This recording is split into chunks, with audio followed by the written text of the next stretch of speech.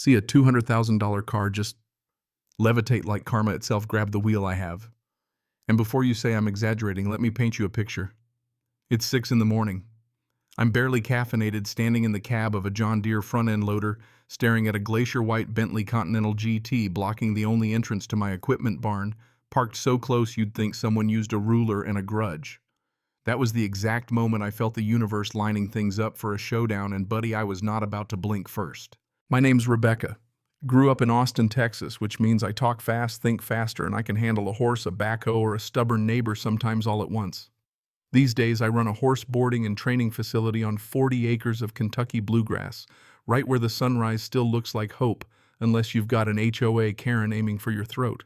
This whole mess, it didn't just pop up overnight.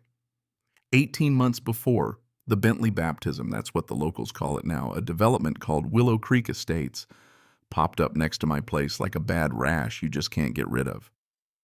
Brand new McMansions, all faux stone and zero soul, springing up on what used to be good pasture. People moved in looking for that country aesthetic, horses, split rail fences, all that Instagram junk, but heaven forbid a horse actually make a sound, or God forbid poop. Now the ringleader, Veronica Ashworth Kent. Picture someone who thinks rural is just a setting on her SUV's GPS. She'd swept down from Connecticut, started lording over the HOA like she was Queen of Kentucky, and immediately decided my horse facility was unsightly. Never mind that I'd been here over a decade feeding families and champion bloodlines before her dream homes were even a blueprint. Veronica tried everything, complaints to the county about animal welfare, manure issues, water contamination, you name it. I spent hours, days, heck weeks showing county inspectors every inch of my operation, proving over and over, yeah, I'm licensed, I'm up to code, and my horses are probably living cleaner than half her neighbors. She'd show up uninvited, glare at my clients, talk trash about my barn to folks whose horses had more medals than she had handbags. It was harassment, pure and simple. But you want to know when it really got wild? Spring. Breeding season. That's when all hell breaks loose for horse folks, 6 mares due to foal in the space of 2 weeks. That means barely any sleep, a barn packed with supplies, equipment at the ready, and you're living by nature's clock, not some HOA newsletter. That barn entrance, the one behind the Bentley blockade, was my lifeline. Tractor, ATV, emergency trailer, you name it, all in there ready for any 3 a.m. scramble. One bad night and you're looking at dead foals, heartbroken owners, lost money, all of it. So when I came out that Friday morning and saw Veronica's Bentley stretched across my barn door like a trophy, I knew she was done playing coy. This was her power move, her let's see if the country girl breaks moment. You ever seen a Bentley up close? It's shiny, it's got this smug look, and with those vanity plates, VIP life. I swear it was smirking at me. Veronica figured I wouldn't dare touch it. The cost, the risk, she thought she'd finally boxed me in. But here's the thing she miscalculated. I grew up moving cattle and equipment twice my size before I could even drive. I got certified on machines that'd scare most folks off. And after 18 months of her nonsense, my patience was like, well, like that Bentley's battery dead. At 6:15, right as I'm still standing there wondering if this was some kind of joke, my first mare goes into labor. The vet's already on the way. All my emergency gear locked behind that rolling wall of entitlement. I called Veronica 4 times straight to voicemail. Of course, she was posting brunch pics on social, so I knew she was wide awake and ignoring me. That's when I stopped hesitating. You ever fire up a John Deere at dawn? It's not subtle. That diesel rumble shakes the birds from the trees, lets the world know you mean business. I ease the loader up, set the forks right under that Bentley at the reinforced points, mind you. I'm not looking for trouble, just solving a problem. Security cameras caught it all. 3 angles. The hydraulics hissed, the car lifted like it weighed nothing. Wheels spinning like, wait, this isn't valet. I swung the loader slow and steady toward my retention pond, 8 feet deep, full of koi, and completely 100% on my land. Lowered her in careful as you please into about 4 feet of water. Splash sent koi, scattering ripples rolling across the surface. It looked almost peaceful, honestly, a luxury car taking a time out surrounded by fish. I may have grinned just a little.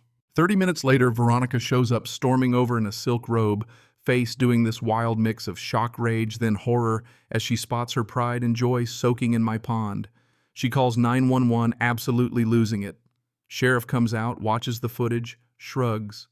He saw what I saw, blocked emergency access, ignored calls, livestock at risk. He tells her straight-faced ma'am she was within her rights. Car shouldn't have been there.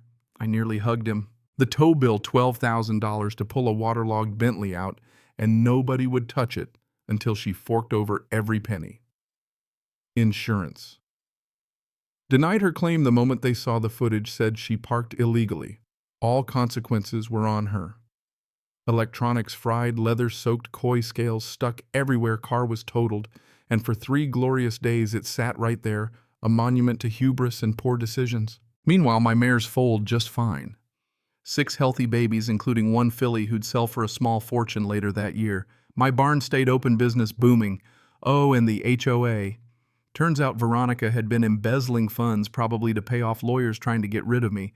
Neighbors found out, turned on her. She resigned in disgrace, sold her house at a loss, ran back to Connecticut complaining, "This place doesn't respect luxury vehicles." Bless her heart. As for me, I put up a little plaque by the pond, reserved parking for entitled vehicles. Got a laugh out of everyone who visited. Security footage went viral. People still send me messages saying it's their favorite farm justice story. Every time I drive past that pond, I remember sometimes karma comes on 4 wheels, sometimes on 4 hooves, and sometimes all it takes is knowing which lever to pull. What did I learn? Here's the thing, when someone's so blinded by their own status, they forget the world runs on respect, not price tags. It's only a matter of time before reality sets them straight. Out here, expensive toys don't mean much against a woman with a job to do and a front-end loader in her barn. But let me ask you, what would you have done in my boots? Is there ever a line where turn the other cheek stops making sense and you gotta stand your ground no matter who's watching? I'd love to hear your story. Because if you've ever faced off with a bully, big or small, HOA or otherwise, sometimes the only thing you can do is move the damn Bentley.